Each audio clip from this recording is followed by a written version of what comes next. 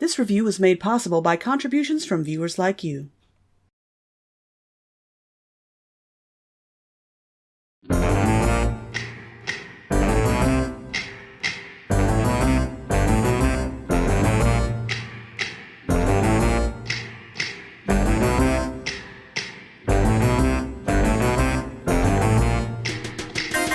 To review a movie, it kind of is my duty. I doubt this will go smoothly, but happy Bob Shoween. Is he cheering or complaining, ranting or exclaiming? At least it's entertaining, so happy Bob Shoween. Shocks. Fox. The box. So get the popcorn popping, we'll get this review hopping. You know there's just no stopping, because it's Bob Shoween.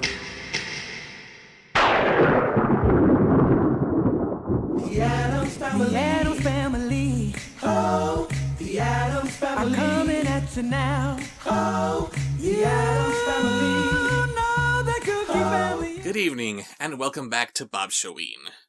You know how I like to go all out for Halloween. Like, sure, this is a nice costume and all.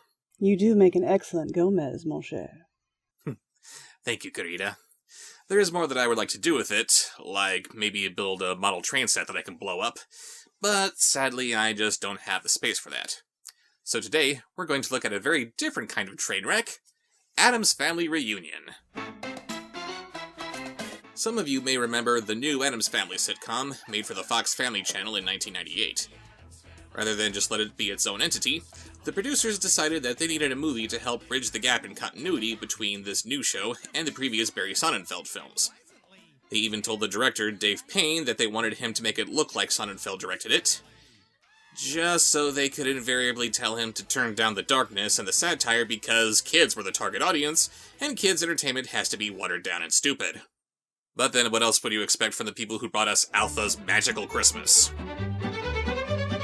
Our direct-to-video misfire begins with titles that so desperately want you to think that it's going to be like the first two movies. Aside from the original actors who played Lurch and Thing, the titles are the only things that make this movie look like it's in continuity with the last two. We then meet the mailman, who's doing his best to not have anything to do with the bad matte painting estate. Scram! Get on with it!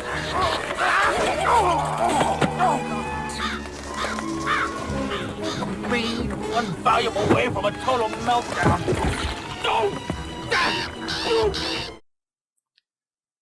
50 seconds. Not even a minute into the movie, and we have our first poop joke. Well said, old man. After the mailman is tormented by some bad CGI, we're reintroduced to the closest thing this movie has to a saving grace, Gomez Addams, played by Tim Curry. Wednesday, Pugsley, how many times have I asked you not to play with the mailman while he's working? Children, no matter how often you scream at them or how severely you punish them, they always beg for more.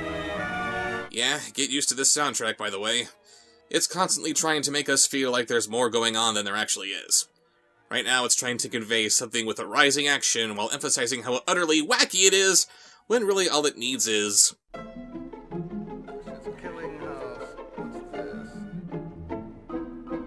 Speaking of music, we cut to inside the house, where Lurch is playing the violin.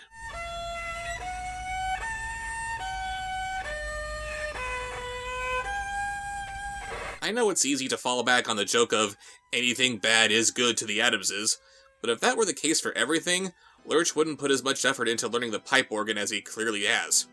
Why are the Addamses tolerating this when they should have an ear for music, not unlike everyone else's? I prefer him playing harpsichord in the master bedroom, thank you very much. Forever standing at Gomez's side is Daryl Hannah playing Morticia Addams' Funko figure. We also meet Uncle Fester, who sounds like he's doing a bad Joe Pesci impersonation. An Pesci-nation? Oh, hey, Thing! You're just in time to see my latest creation! Cigarettes that are just as bad as a dozen cigars! No, actually, his latest creation is just a ripoff of Abercrombie from Tim Burton's Vincent. He likes to experiment on his dog, Abercrombie, in the hopes of creating a horrible zombie. I've got him trained to respond to key command words that I figure most people would never guess. Watch this. Good boy! And for some reason it turns into horrible CGI and eats a strict diet of hair and nothing else. What? He also says that he made Butcher for Pugsley, which doesn't make any kind of sense because Pugsley never wanted a dog when they have all these other exotic pets, and Fester doesn't even try to give the dog to Pugsley. It's literally here for no other reason than because the producers thought that a dog who eats hair is funny. Anyway, Gomez gathers the family for a meeting, and... We all know what a proud honor it is for us to carry the Addams family name. What is Fester doing under the table? We are a very special and distinguished people. People with an identity. People with vision and purpose. People with a superior fashion sense. People with hopes and dreams. And what is it that makes us the truly different people we are? Ancestry. The very thing that separates us from the lower animals. Yeah, no. Even with all of his riches, Gomez Addams never saw himself as above anyone else. Not even when they're 6 feet under. Apparently this meeting was called so that Gomez could tell the family about how he recently acquired a book that outlines the entire Addams family history. I don't know why this is such a big deal, but the music is really trying to convince us that it is. Every Addams that has ever stalked the planet is now laid to rest before your very eyes. Death certificates, autopsy reports, a complete list of names that until now you might only see on jars of formaldehyde. Included with the book is a flyer for Family Tree Publications, which says that they can reunite you with long-lost relatives from all over the world. Well, Gomez certainly won't be needing their services, since all of the extended Addams family is just a phone call away. This will surely be the best investment that we have ever made. Or, not. Then from out of nowhere, they get a visit from Gomez's grandparents, played by Estelle Harris and R.J. Fletcher from UHF. And as funny as he is, it'd be a lot funnier if this character was played by John Astin. Yeah, why didn't they get John Astin to play? Oh, yeah, because he had standards. He wouldn't be caught dead in this movie. For you, my dearest great-granddaughter, funeral director Bonnie, and executioner Clyde. Oh, no, you're spoiling my children now, aren't you? Let's go inside. Quick, before you catch warm. How was your trip to the old country, Grandma? Utterly charming. We arrived right in the middle of a smallpox epidemic. I hate dolls. No, you don't. You just have a different way of playing with them. And I resent the fact that they still see me as a child. 1, you're more of a child now than you were in the last movie. 2, you should love that everybody still sees you as a child. After all, nobody ever suspects children of wrongdoing. Speaking of children, are you noticing someone missing from this cast? That's right, Pubert. You'd think that maybe he'd be included in this movie to further connect the previous film to the upcoming TV show, and pay respect to Charles Addams, who originally thought of giving the name Pubert to the yet-to-be-named Pugsley in the original TV series, but nah. So they're enjoying a nice family dinner of roadkill and dung beetles, when Grandpa says, Anyone here catch the score of today's Yankee game? This is more than a little worrying for Gomez and Tish. Did you notice anything unusual about our grandparents tonight? I mean, did they give you any strange feelings? Any cause for alarm? Darling, keep in mind that to me, they are still in-laws. Tradition clearly dictates that I must despise them, regardless of my own personal feelings in the matter. Oh, darling. I do so look forward to us growing old together. Tim Curry, you're a very talented actor, and I don't know why you would take it in this particular direction, but why are you making Gomez look both turned on and bored? At least Morticia isn't freaking out about getting old. I think you might have spoken too soon. I'm starting to prefer Morticia worrying about crow's feet over watching these two get off over their bodies atrophying in their final moments. I do so look forward to us growing old together, sharing the misery of our declining years. Cataracts, uncontrollable halitosis. Yes, arthritis, kidney stones. Disfiguring medical procedures. And then, side by side, hooked up to a myriad life support systems that blink and buzz and drip throughout the night. We writhe in bitter agony until our lives finally draw to a close with a disquieting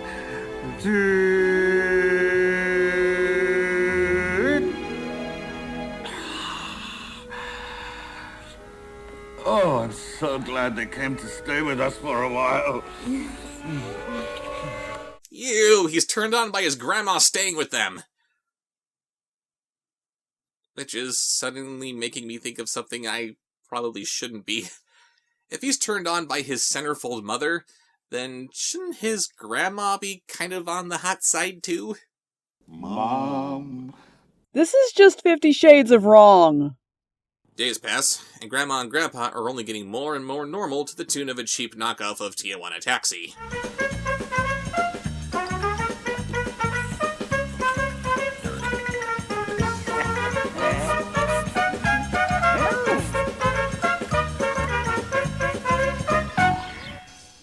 Gomez hears back from Family Tree Publications about how they're invited to an Addams family reunion. Addams spelled conspicuously with only one D instead of two. Gomez thinks he'll be able to find a cure for his grandparents' Walzheimer's disease, because someone at the reunion is bound to be a witch doctor who can help them out. Again, you've had your entire family over to your house twice already. Shouldn't you know if there's a witch doctor in your family who can help you? Think. Go and find Lurch and tell him to start packing right away. Gomez, shouldn't we first call an RSVP? And ruin the surprise. And then he exploded, I guess. So they pack up their things, including Uncle Knick-Knack, apparently, and they make their way to their reunion. Hey, who took my banana slug? Juicy banana slug belches. Thanks, movie. They pass by Family Tree Publishing, whose entire system is going haywire because the Addams' paperwork was apparently written in blood. Also, I need to point out that this movie was made in 1998. Who still uses dot matrix printers, even back then? The paper! No! Why do all my 30-year-old electronics keep breaking on me? So they finally get to the reunion, but it isn't what they thought it would be. Birds singing. The smell of lilacs. Sunshine. I want to go home. We already had this joke in the last movie, and that Gomez did it a lot better. Fresh air. The scent of pine. So they get settled in while Fester makes a beeline for the restroom. Where is that brother of mine? You know how terribly shy Fester becomes at large gatherings? He's probably curled up in some dark, musty corner, enjoying the familiar company of spiders and rusty sewer pipes.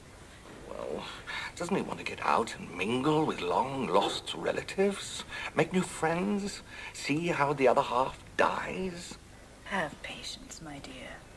As sure as the slugs will return to the sidewalk after a cold rain, I'm certain that Fester will come out when the time is right. Ugh, we get it. You're different from most other people. You don't need to emphasize how weird you are with your highlighting eyebrow wiggles. The title of this movie should be The Addams Family, Trying Too Hard. They finally meet some of their other relatives. Yeah, plopping the Addamses into a giant blob of sentient mayonnaise. Never saw that before. These people are relatives. Be nice, Wednesday. They're your own flesh and blood. No, they're not. You know who your family is. You invite them over at every opportunity you can. You invited them to your house for Fester's welcoming ball. You had them over for his wedding and bachelor party. How is this not raising any red flags for you? Oh, there you you are. You must be the distant relatives that just checked in. Welcome, welcome, welcome. I'm Dolores, and I've just been dying to meet you. Likewise, of course. Dolores, what a beautiful name. In Latin, it means pain and sorrow.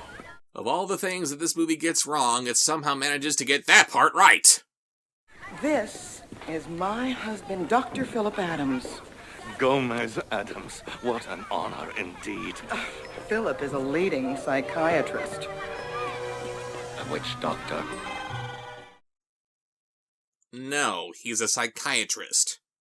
I know that some people out there don't consider psychiatry to be an actual science, but Gomez does take psychiatry seriously. That was a stupid joke. Speaking of stupid jokes, the Addamses who were really supposed to come to this reunion were instead sent to the home of the Double D Addamses. Man, that was one hell of a computer glitch at Family Tree. Whatever happened to get this home address on these guys' invitation to the reunion, wouldn't that same address be on every invitation for every single D Addams? Anyway, all this does is give us a subplot that doesn't serve the main plot or provide any humor that's actually, funny. So let's just get back to the main story. Wrong. Lurch does not relax in a pool in the sunlight. Maybe during the night, but no. Just no. Meanwhile, Dolores introduces Pugsley and Wednesday to their cousins, on one of whom Pugsley is totally sweet. And not once is Pugsley ever at odds with his feelings for this girl. There's a lot more weird going on in this family than just dressing in black all year round. Mom. Why don't you all play together? Mom! Darn it, Stevie! You will be nice, you will have fun, and you will enjoy the childhood I never experienced, whether you like it or not! What, no commentary from Wednesday about what a nice lady she is?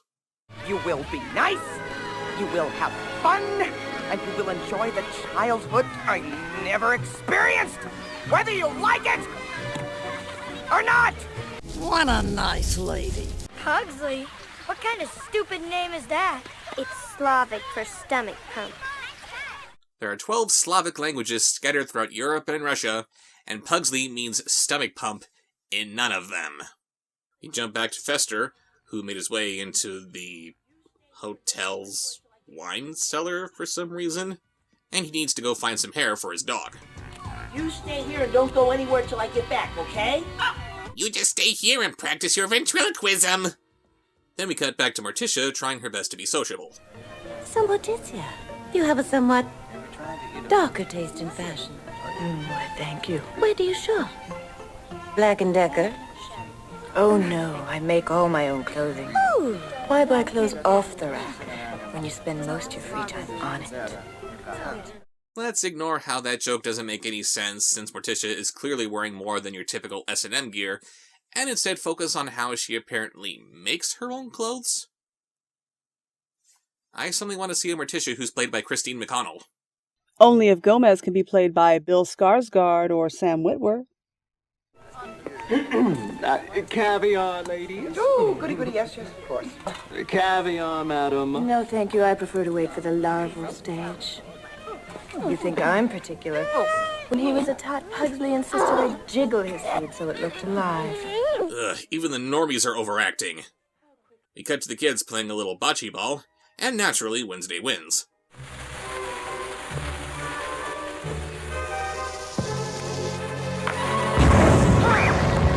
It should have been Pugsley doing that. He's the one with the explosives, and he's trying to impress his cousin. Wonder what happened to that little twit of a brother of ours.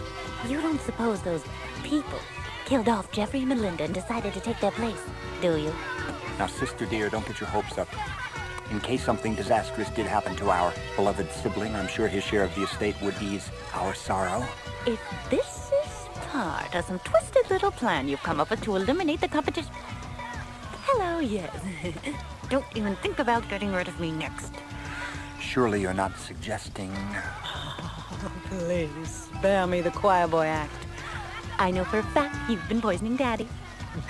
But just keep in mind, if I don't get my full share of the estate, I'm going straight to the cops. Nice job, lady. You just showed your hand, and now Dr. Phil has to kill you. Can't go to the cops if you're dead, and now he gets your share. Dumbass. There's no way we're related. Our ancestors date all the way back to the second president of the United States, John Quincy Addams. Well, our ancestors go all the way back to Vlad the Impaler. No, you got the punchline wrong. This girl says she's related to John Addams, and Wednesday has to reply with how she's related to someone else, like Omar Saddam, who is responsible for so many atrocities that he had to change his name to elude the authorities. Black next! Come on, who's black?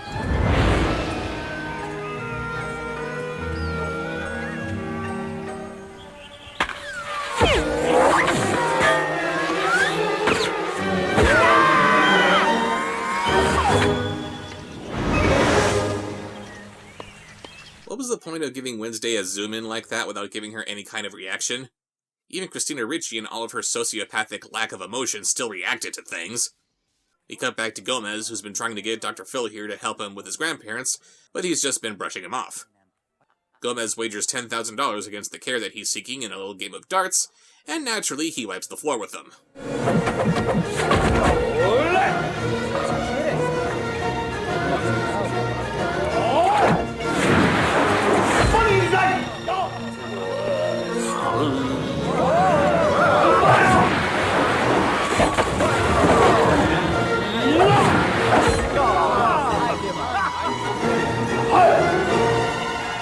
Et voilà. That needed to be entirely in Spanish. Gomez Addams speaking in French just makes me think he's gonna start making out with himself. We cut back to the kids playing croquet, because they're rich in case it wasn't hammered enough into your skulls, when this happens.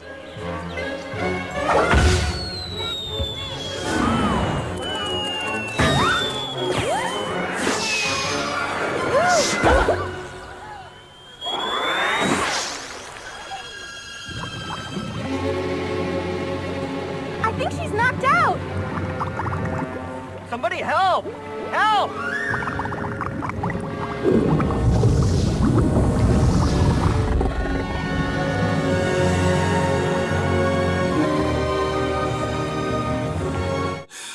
Again, they're doing it all wrong. This lady gets knocked out, nobody notices because they're too busy being rich and snooty, then Lurch jumps in to save her, but then everyone takes a cue from the original Frankenstein and thinks he's trying to drown her.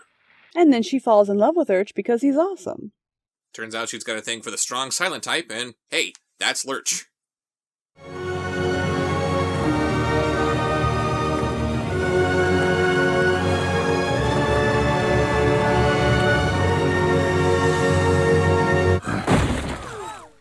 Or that works too.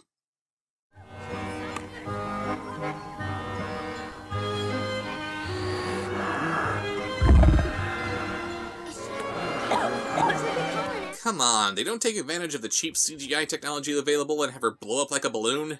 This is so wrong they can't even do stupid right. Dr. Phil challenges Gomez to ping pong, and he smokes him at this as well.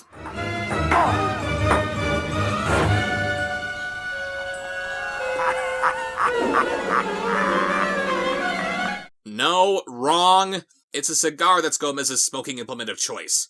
How the hell is this movie supposed to bridge the gap between the Barry Sonnenfeld movies and the upcoming sitcom when it looks like they're actually trying to get everything wrong that they can? And since the movie isn't content with botching the Addamses themselves, Dr. Phil challenges Gomez to a game of real tennis so the movie can show off how technically inept it is.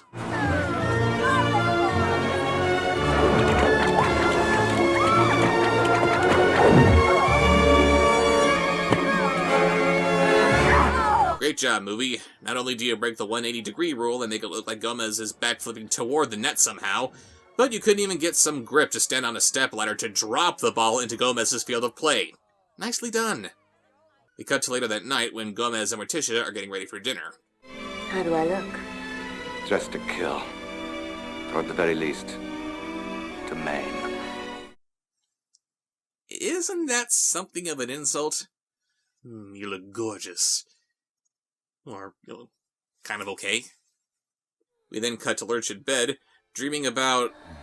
Oh my god. Okay, so she's actually moaning in disgust as she can't shake the lingering smell of her rescuer. I know that there was a lot of innuendo in 90s kids programming, but this is right up there with those Herbal Essences commercials. Yes! Yes! Yes! Gomez and Morticia attend the party. With Gomez smoking a cigarette, of course. And I'm sorry, but as stereotypically white and snooty as all these single D Addamses are, I'm having a hard time swallowing that they'd hired these gentlemen for their little soiree. Wednesday, Pugsley and Cousin Gina, meanwhile, go off to dig up the founders of the hotel who are buried on the premises. We've never lost anyone on a dig. We've gained a few bodies, but never lost any. Well, that's a flat-out lie.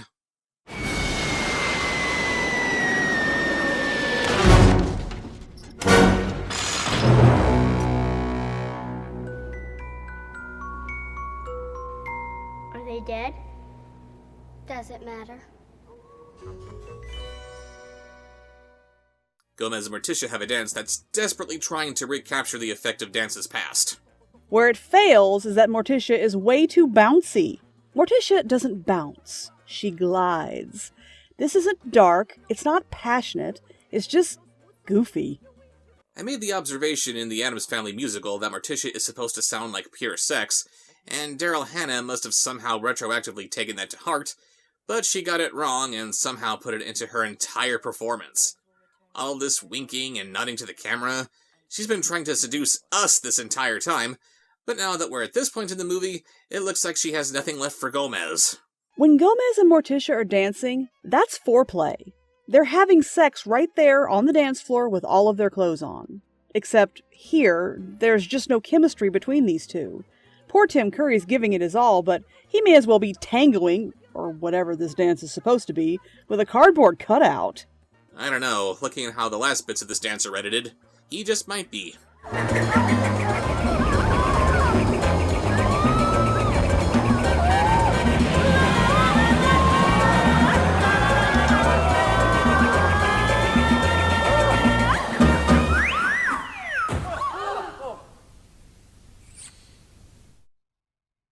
I quit. Meanwhile, Fester's been kinda taking a break from the movie, since he's been busy trying to find Butcher. Then we get that lady from before running down various hallways as Butcher chases her, and then she is also pursued by a sleepwalking lurch. This movie is so creatively bankrupt it had to rip off Scooby-Doo. Bertie, come on back here! Oh, Bertie, oh, please come back! And why can't Fester just command the dog to come back to him? That was the point of this earlier scene where the dog is being introduced to us, right? To show off that Fester has trained him? Why is this happening? We cut back to the party where Grandpa Single D Addams tells his gold-digging family to piss off. Gomez gives him a standing ovation. Dr. Phil gets into a fight with him. Always a good idea with someone who's proven on multiple accounts that he's your physical better. And despite this coat of arms hanging on the wall that has a couple of swords available to them at all times, neither of them tries to grab for them. Instead, they have a sword fight with these tiny little daggers. Did the producers make a list of things that are definitively Addams-esque just so they could do the exact opposite? We cut back to the Addams house, where I've mainly been ignoring the subplot of these two yuppies being stuck there because it's just been an unfunny waste of time, but I can't any longer. Why is Granny trying to murder them when up until now she's just been perfectly hospitable?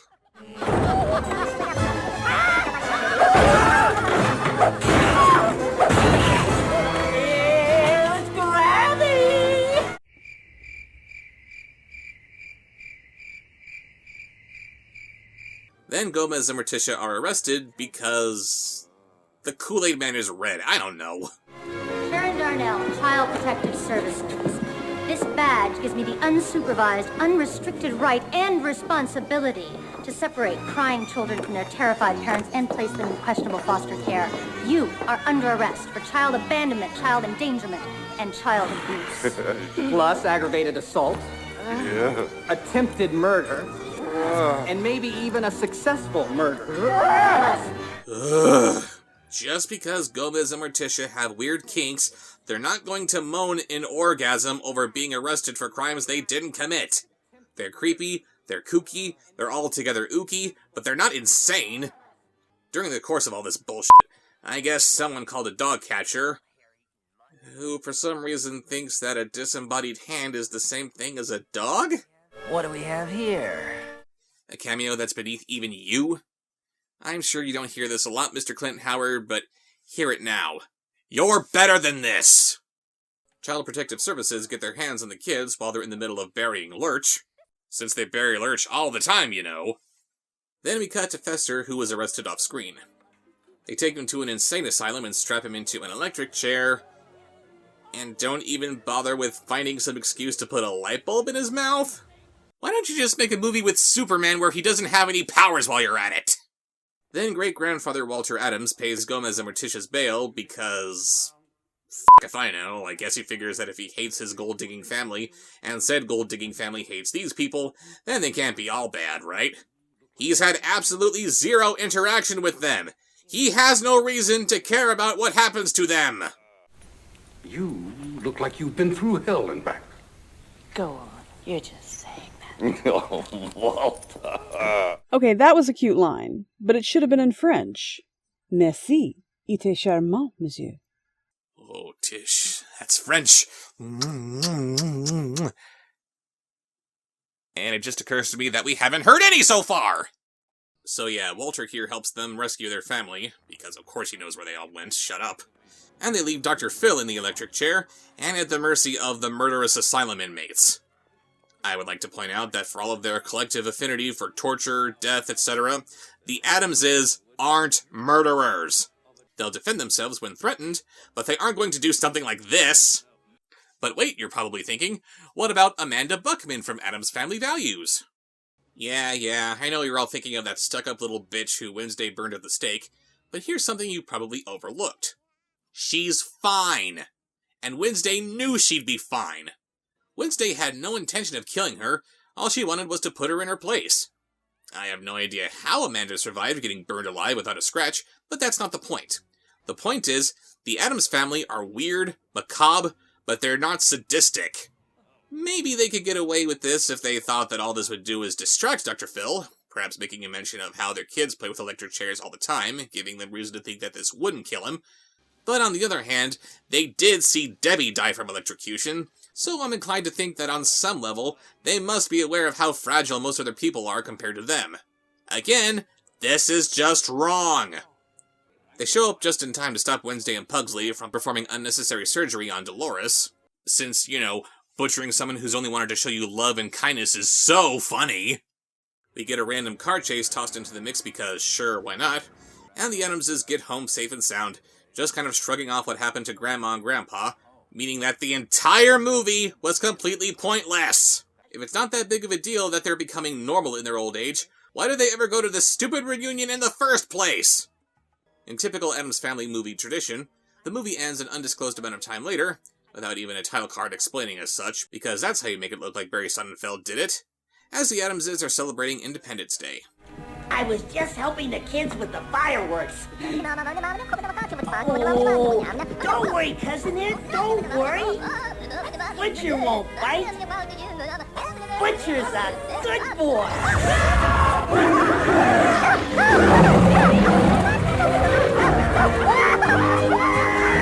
And they just killed off Cousin It. Hilarious! No, actually, Cousin It is just fine. Thank you, movie, for the completely pointless joke, and the completely pointless inclusion of Butcher on the whole. And they proceed with their 4th of July fireworks.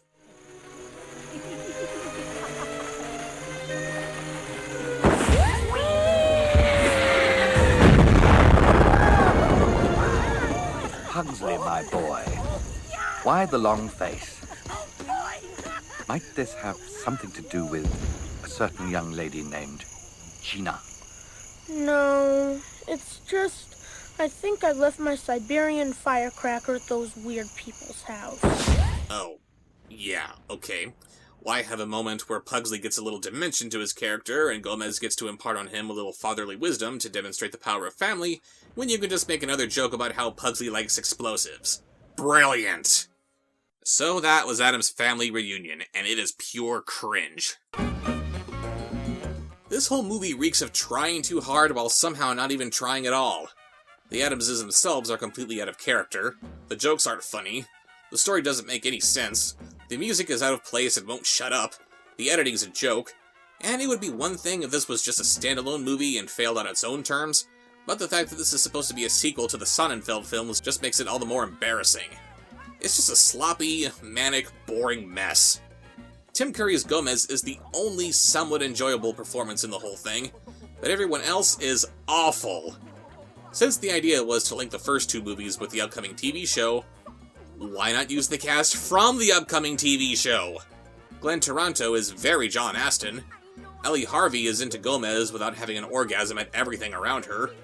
Nicole Figuer? Put her in a few acting classes because she really looks like Wednesday, and it would be a shame to throw her out just because she's not as good of an actress as she could be. And worst of all, this didn't need to suck. The Addams family is thrown into a hotel with a whole bunch of boring nobodies. This could have worked. Yeah, like, initially they're all turned off by these weirdos, of course, but then it doesn't take long for them to see how close and functional as a family they really are, in spite of their weirdness. That little Gina girl could have still been the odd one out, but when she meets Pugsley, she starts embracing her weirdness. Maybe her actual cousin Stevie, who isn't a bully, likes Wednesday and she likes him for being the weirdo that he is? Right, and then he starts trying to be more like the Double D Addamses, but Wednesday's not into that. She wants him to be his normal self, freak though he may be. Yeah, it isn't about being strange or different like everyone in this movie is trying so hard to be. It's just about being yourself. Even if you're a little weird. And eventually everyone in the Single D Addamses learn to be who they really are. Weird, strange, legitimately boring, whatever. And then boom, there's your Addams family reunion. Oh, Tish, that's brilliant. Oui. Unfortunately, this movie is so bad that it never got a DVD release. But that doesn't mean that I can't burn one myself.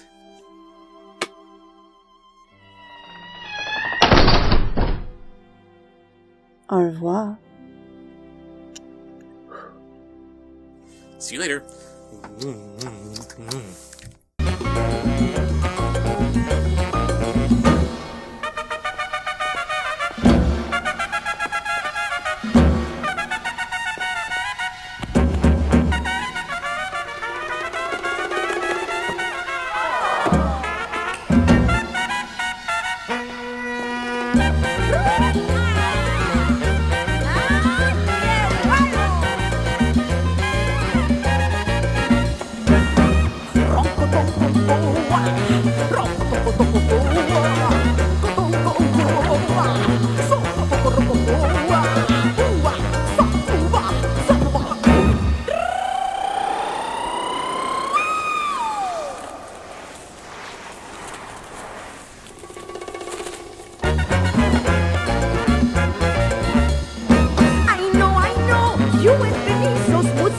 You wish you could be so amazed with your arms open wide. Romance and passion come from inside.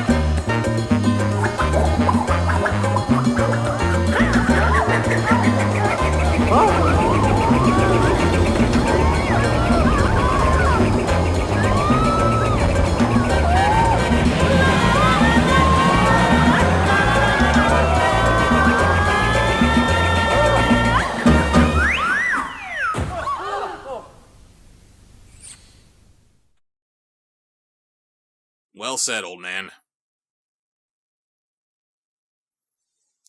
Who you call an old man? Lurch, as I cut to him. I thought you were talking to me. I was like, hey. Excuse me, have you called me old man?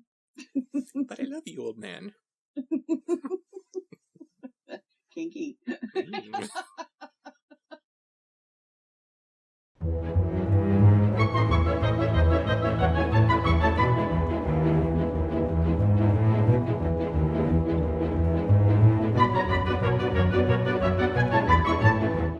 Hey guys, I've got a package here to open from Amy and Jay Searle of Victoria, Australia. Let's see what they've got for me here.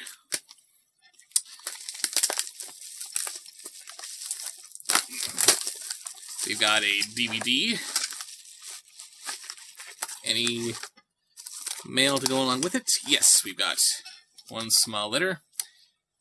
Dear Bob, here's some food for the box. Don't worry, it cost more to post than it did to buy. I hope you enjoy it more than we did. from your loyal subscribers, us.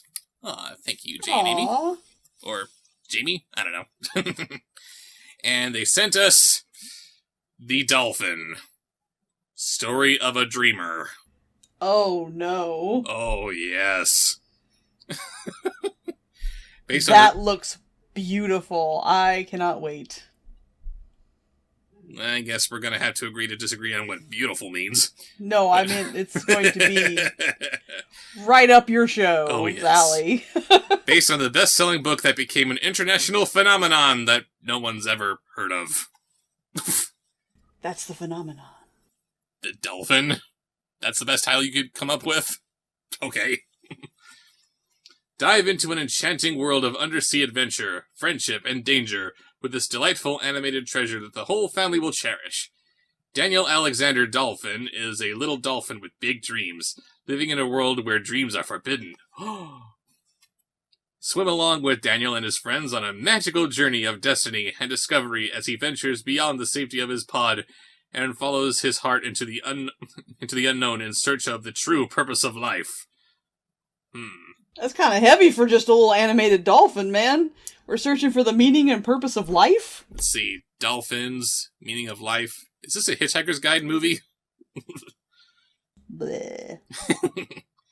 His heartwarming coming-of-age adventure will make a splash with the young and old alike. Dive in and dare to dream again.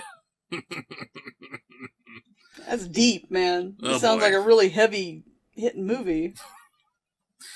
And I'm sure it's going to flop wonderfully. Thank you very much, The Jane box Amy. also thanks you. Yes, the box thanks you preemptively. Got something for you. No, we gotta watch it first. No. Sit, stay. Good box. Alright, so, thank you for that. And anyone has any movies or fan art or mail to send me, just go ahead and ship it to the P.O. Box in the corner, and I'll see you later.